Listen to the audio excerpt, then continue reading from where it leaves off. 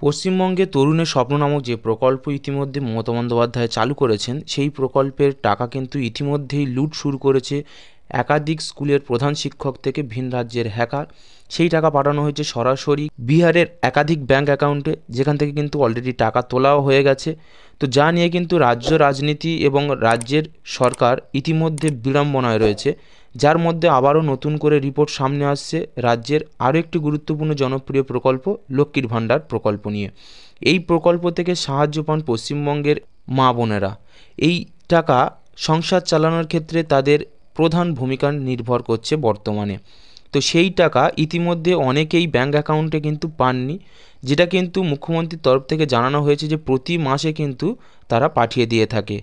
তো যা নিয়ে রিপোর্ট তলব করার পরই যখন এটা নিয়ে তদন্ত শুরু হয়, তখনই এর সত্যতা সামনে আসে।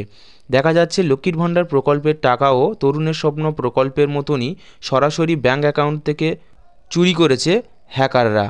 যা নিয়ে বিশেষ গুরুত্বপূর্ণ নির্দেশাবলী সামনে আসছে। কী তথ্য সামনে আসছে, লক্ষ্মীর ভাণ্ডারের টাকা কাদের কাদের অ্যাকাউন্ট থেকে তোলা হয়েছে, বা কী সমস্যা থাকলেই লক্ষ্মীর ভাণ্ডারের প্রকল্পের টাকা বন্ধ করা হচ্ছে, সম্পূর্ণটা আপনারা এই ভিডিও থেকে জানতে পারবেন। তাই অবশ্যই করে ভিডিওর সঙ্গে থাকুন, মনোযোগ সহকারে ভিডিওটা দেখতে থাকুন, সম্পূর্ণ তথ্যটা আপনারা জানতে পারবেন।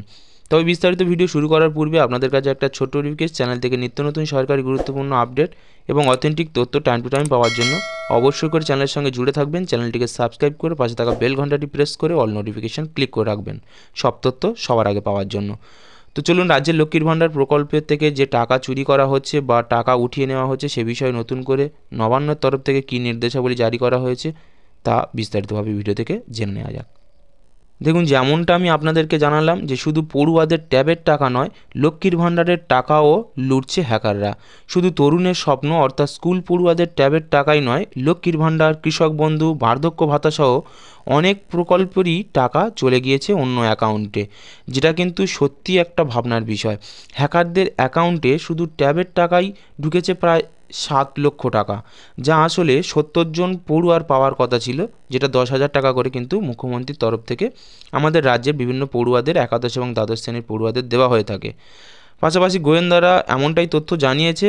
এছাড়াও জানা যাচ্ছে যে এখনও পর্যন্ত 220টি ব্যাঙ্ক অ্যাকাউন্ট চিহ্নিত করা হয়েছে পুলিশের তরফ থেকে, যে অ্যাকাউন্টগুলোকে ইতিমধ্যেই ফ্রিজ করা হয়েছে। প্রায় 84টি অ্যাকাউন্ট কিন্তু এর আওতাভুক্ত। অর্থাৎ যেমনটাই আপনারা দেখতে পাচ্ছেন যে রাজ্যের পড়ুয়াদের যে 10,000 টাকা, শুধু সেই তরুণের স্বপ্ন প্রকল্পের টাকা নয়, রাজ্যের অন্যান্য যে একাধিক জনপ্রিয় প্রকল্প রয়েছে, যার মধ্যে কৃষক বন্ধু, লক্ষ্মীর ভাণ্ডার, বার্ধক্য ভাতা, একাধিক যে গুরুত্বপূর্ণ প্রকল্প চালু রয়েছে পশ্চিমবঙ্গে, যা থেকে সাহায্য পায় পশ্চিমবঙ্গের বিপুল সংখ্যক সাধারণ মানুষ, তাদের টাকাও কিন্তু ইতিমধ্যে হ্যাকারদের অ্যাকাউন্টে সরাসরি পাঠিয়ে দেওয়া হচ্ছে।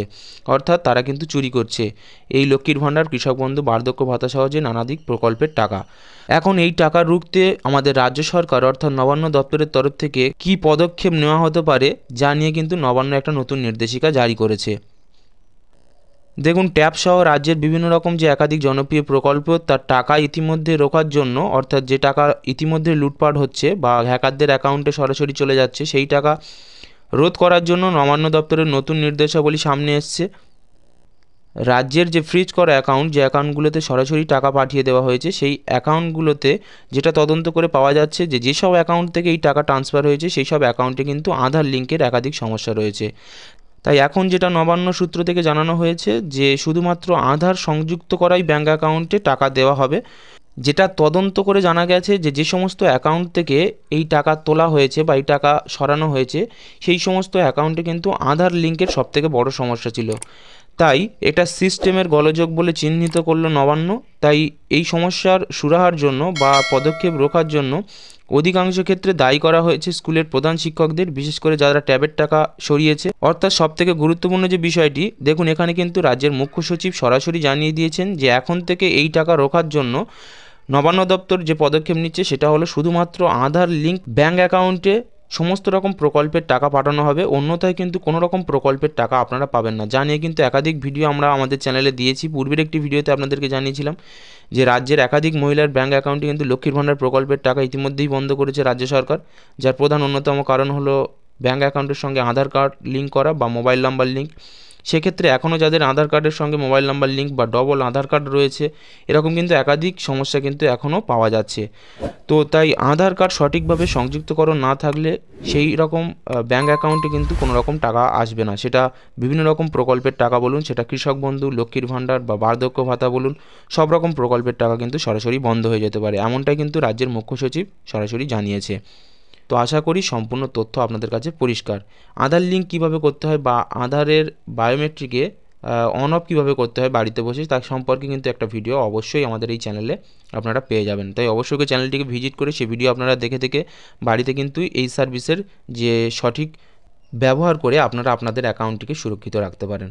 আজকের ভিডিওতে দেওয়া গুরুত্বপূর্ণ ইনফরমেশন আপনাদের অনেকটা কাজে লেগেছে, আপনারা অনেকটাই উপকৃত। যদি ভিডিওটি আপনার ভালো লেগে থাকে অবশ্যই করে ভিডিওটিকে বেশি বেশি করে লাইক করে দেবেন আর শেয়ার করে বন্ধুদের বান্ধবদের কাছে বিষয়টিকে একটু জানিয়ে দেওয়ার চেষ্টা করবেন।